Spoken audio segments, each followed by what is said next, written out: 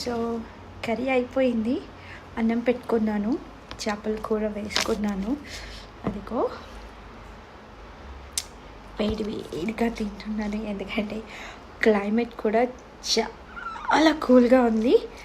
So ఈ cool వెదర్లో చేపల కూర అవసరం. యమ్మీ అంటే యమ్మీ అనమాట, చాలా డెలిషియస్గా ఉంది. నాకు నోరు ఊడిపోతుంది, నోట్లోంచి నీళ్ళు ఊడిపోతున్నాయి. చూస్తాను ఎలా ఉందో.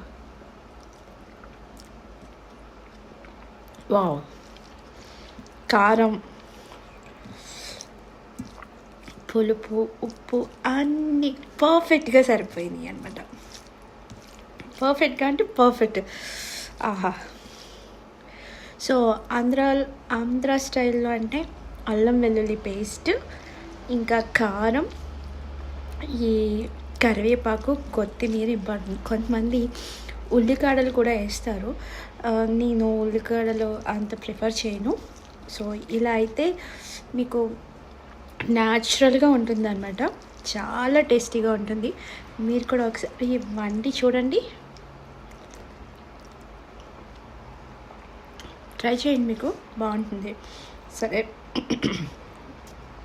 ముక్క కూడా తిని చూద్దాము ఎలా ఉందో. వావ్, ముక్క టేస్ట్ చాలా బాగుంది.